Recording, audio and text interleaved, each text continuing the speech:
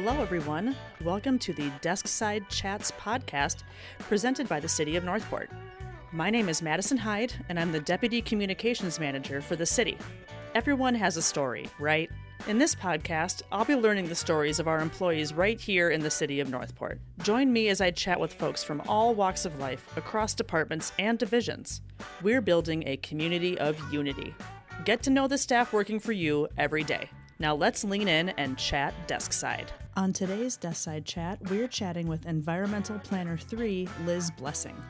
A London native, Liz's love of nature and protecting the environment started at a very young age, playing in the mud as a kid. She's now a highly educated environmental planner with lots of experience in related fields. Listen in as we talk about her education, hiking adventures, and her 3 rescue chihuahuas, among many other things. She was so fun to talk to. We hope you enjoy. Hey, Liz. Hi there. How you doing? Good, thank you. Good. I'm really excited to talk to you today. You are one of the new members of our Natural Resources Division, which we are thrilled to have here. So we wanted to get to know you a little bit better. So I'm sure people could tell from your accent that you're not from here. So tell us where you're from and then what brought you over to the States. Yes, I'm from London, North London. I lived there for the biggest part of my life. And then my family member had moved over here, my brother.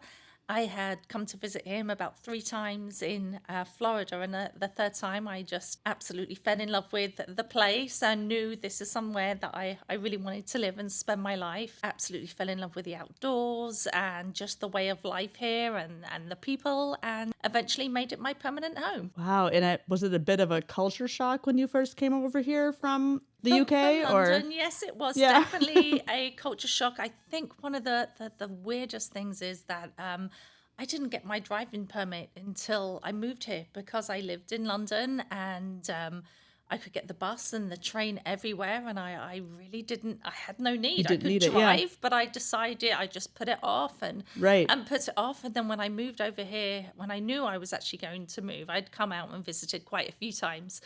I realized it was something that I would really need to get from place to place. Right. Well, maybe that almost kind of helped because of what side of the road you drive on. If you hadn't done it a whole lot, maybe it was easier to get used to it when you got it here. No, kind of. I spent quite a few times on the wrong side of the road. Thankfully just on small roads. But I'd only really realised when the person in front of me would start flashing. Yes, and it was cue to shift over. Yes. Hey, that happens down here too. Some of these snowbirds and those one-way streets are. Absolutely. It's the same everywhere. I've seen it many, many times. Yes, absolutely. It's the official start of season. It absolutely, yeah. When you start to see a car come at you, it's season. We're starting. So now tell me, I know that did you start your education in this line of work in London, or did that start once you came over here? Yes. I went to the University of North London, where I did a year's study in geography, human geography, and environmental issues. So it was a great place to do it. London's a very, very, obviously a very old city. So many of the areas that we had studied had already had a lot of history and research, and I was really, really interested in the rebuilding of London post-war, after the war. The area that I was studying was really heavily bombed during the Second World War. So it was a really, really good place to start my education. I actually came here to visit my brother I took a year out. Okay. And that's really the time I came over here. And a few years after I was here, I started studying, went to FGCU. And did environmental studies, and I knew that was the field for me. I was the kid that would always come home dirty, torn clothes after being out climbing trees, playing in mud, trying to make tents out of sticks and branches. So being outside and just being connected to the natural environment was something that was really natural for me. Right. Yeah. So because the stuff that you gave me from a young age that you that's where it started. Yes. The love of nature and the outdoors, and it stuck around all the way until now. Well, that's pretty cool. Yeah, it was interesting because I grew up in, North London. I'd like to say concrete city. We would have some parks, but nothing like what you see here. No wildlife like you see here. I mean, obviously we don't have alligators, but even Right.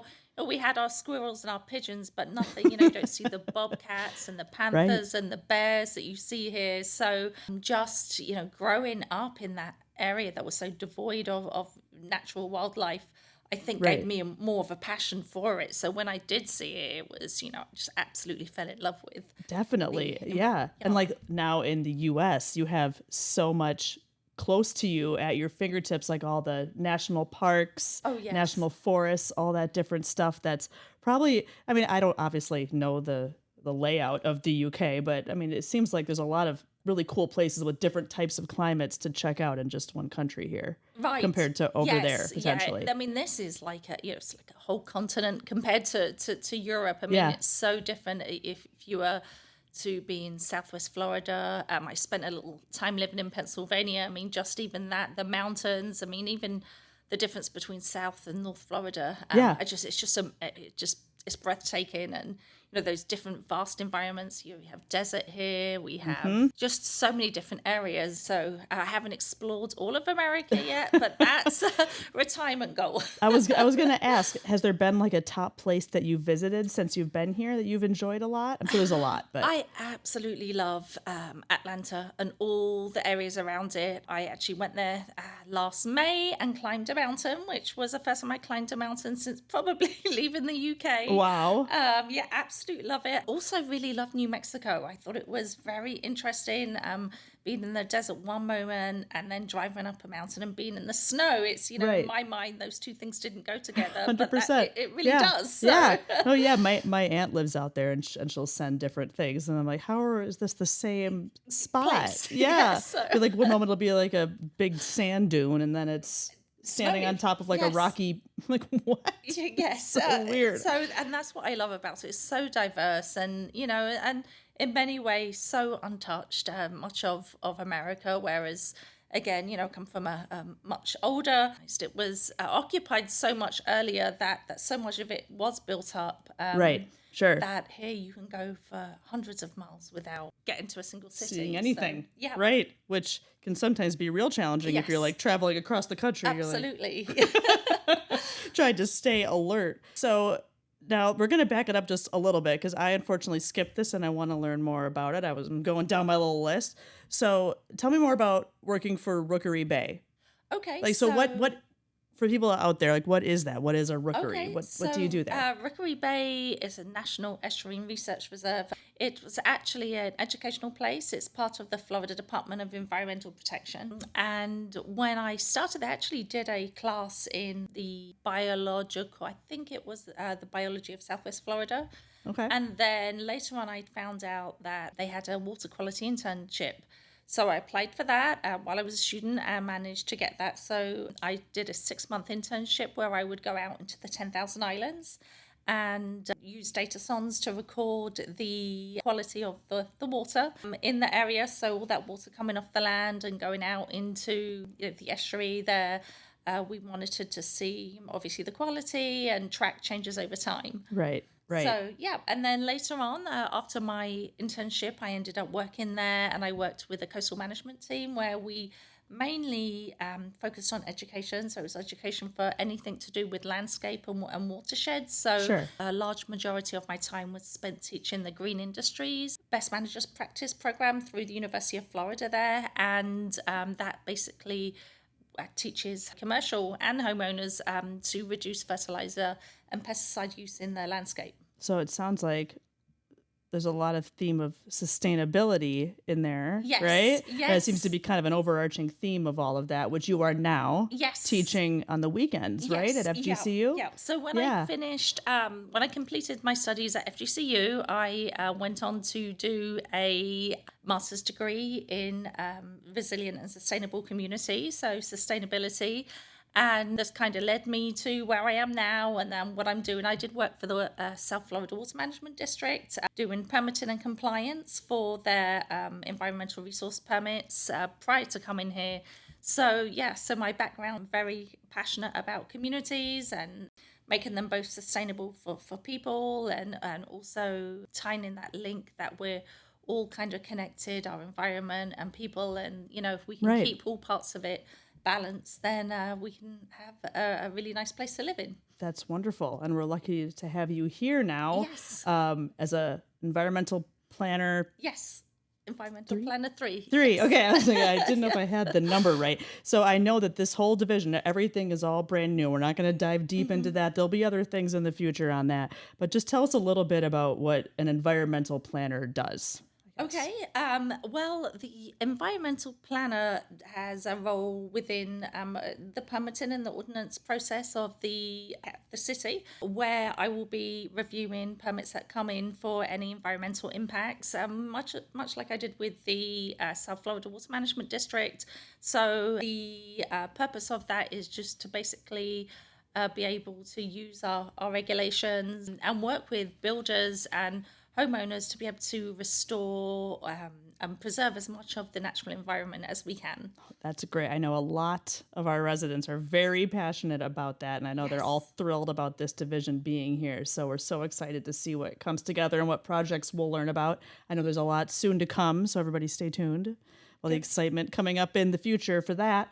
But then now keeping on the same theme of environment, which seems to be most of our conversation here today, I saw that you love to garden. Yes. And I know one of the kind of main focuses that we've been talking about recently at the city is Florida-friendly landscaping. Yes. So tell us what you're doing in your own yard to convert it to that. Yes. So as I said, when I was in Rookery Bay, we taught the landscapers, it's GIBMP, that's the Green Industry's Best Management Practice, but part of that is right plant, right place. So this idea that when you have the right plant, they're usually Florida natives, they don't all have to be. I do love my Florida natives though. And you put it in the right place, whether it needs sun or shade or partial shade, you don't have to give it as much input. And input, I mean pesticides and fertilizers. Generally, the plants that are native have evolved with the ecosystem in time, and they do really, really well once established. Of course, you have to look after them when you first put them in the ground. Sure. They do really, really well. So you don't have to add fertilizers, you don't have to add pesticides, and they also attract native pollinators like our bees, our moths, butterflies, and provide food for wildlife, for many native and birds that are traveling through this area as they migrate. Sure, that's awesome. That is a great focus to have. I know some of our commissioners, and again, a lot of residents are really passionate about that. And I think we have information about that online that I can share along with the posting of this. But that's great that you're focusing on your own yard to make it, I don't know, what's the word? Florida-friendly. Something. Yeah, Florida-friendly. I couldn't come up with a better, I guess that's why it's called that, right? It's the best way to explain it. So leaving Florida, now we're gonna go international here for a little bit. Yes. So first, one of my favorite topics is food. Everyone knows this about me. So I saw that you like to cook food from different parts of the world. Yes. So do you have examples of favorite? I love talking about this. Okay, so I knew there's a reason why I liked you. Another foodie, I can tell one of my love. Yes. So yes, I do. Actually, quite embedded in the British culture is Indian food. Sure. So they say that I think it's the chicken tikka masala is a national dish of Yes, England, that's along with right. shepherd's pie. But I love to cook curries. I love to cook curries from different parts of India, depending on whether it's the south or the north. You have different spice levels, and they use different ingredients. Right. So that has to be one of my favorites. And then also the area where I grew up in North London had a very big Greek population. So I love to cook Greek food, kebabs, you name it. So they are, probably some of my favorite cuisines, tzatziki and hummus. And I was lucky enough to study abroad for a month in Greece. Oh, lovely. In college for culinary journalism. Oh, wow. So I got to try everything. A lot, yeah. Yes. And it was awesome. So I'm on board with you at the Greek food. And then, I think I knew that fun fact about chicken tikka masala is the national dish for you guys is so you guys for us Brits. Yes. Right. Yes. But, that's so interesting. It's something that I love and I eat, and even my 7-year-old child. That's one of the first kind of spicy food she would eat. Okay. Yeah, it's something we make quite often at home, and yeah, we love it. That's so cool. That's so fun. And then keeping it international, you backpacked across Spain and France? Yes. So I mean, tell me more about that. I mean, because I don't even know what the French and Spanish Pyrenees are. So yeah, so it's a kind of dog. what led to my year out. I'd been in school, then I went to college for a while, and was kind of fatigued and thought I'm gonna take a gap year, and it's really really common in the UK to do that. And I didn't have much money, so I thought, gosh, where can I go? And me and a friend packed our backpacks, and we went around. I actually started in Gibraltar, and I stayed there for a couple of months. It's a small little island at the southern tip of Spain, just north on the Mediterranean from Morocco, and so I worked there for a few months and saved some money, and then made my way around Spain. I stayed in Andalusia and tried all the lovely Spanish cuisine. Awesome. I'm sure it was amazing. Yes, there is there. And then we made our way up the eastern coast and eventually to the Pyrenees on the Spanish side and stayed there. The food was amazing. The people were amazing. They would just let you, I mean, this was many years ago, but they would just let you put up a tent in their That's cool. maisons, as they call them, the huge houses. And we would stay for a couple of days, then move on to the next place. And then we made our way over the Pyrenees to the French side and also did the same there. So, Wow. and then made our way through France and then back over on the ferry to back to England. Oh, yeah, that's right. You could just take a ferry. That Yes. was like, it's totally different. I Yeah. forgot that it's all connected, that you can, not connected, but you know what I mean. Yes. Like, can make it there. Well, now by it is ferry. connected because we have the, which I have never been on. They did that after I had left. I've been here for 25 years. But now they have the Eurotunnel. So you can go from Paris to London in, I think it takes about 2 hours or something by train. Not sure how I feel about being underneath the sea. I'd rather be on land. That's yes. how would it be? You have like a mechanical issue and Exactly. you're trapped. It's like when a roller coaster gets broken and you're like, Yeah. I have no place to go. Yes, It's makes terrifying. for a good horror movie to me. But yeah, I have is. never been on there. But maybe one day. Maybe one day I'll get back. Do you still have? I mean, I'm Yes. assuming you have a bunch of family over there I still, do. right? I do. My I have a sister and two brothers that live there, a bunch of nieces and nephews. So And have they come to see you they in come Florida? over. Everybody loves coming here. That's the one nice thing about being away and living in a place where everyone wants to visit. So they've all been out. Actually, it's my turn, so I'll probably go back next, to visit them. Okay, And then yeah. I'm sure they're all going to be out again. But I think they're holding out and waiting for me to make the trip. That makes sense. But I'm Yes. sure they're like, they probably picked the right time of year to escape the cold and come see you here, absolutely. right? Yeah. Yes, they generally come around about the Easter break, which is lovely here, but it still can be quite definitely rainy and overcast in England. Yeah, that time of year is always iffy for like a lot of like up north. I'm from Wisconsin, so I Okay. remember like a St. Patrick's Day could be Yes. sunny and 80, or it could be snowing. Yes. You just And in England, don't know. it's mostly rainy and Yeah. even in the summer. So so it's always been a great time for them to come over. And get some spend some vitamin time D, here. get some of that Yes, sun time, yes. right? Re-energize a little bit. So, okay, now finally, we're coming toward the end here, but I know you talked about your 7-year-old human child, but I would like to know more about your dog children. Okay, So, yes, so tell me more. I have 3 chihuahuas. I absolutely love dogs. I love my little chihuahuas. I always say that they're always so happy to see me when I get home.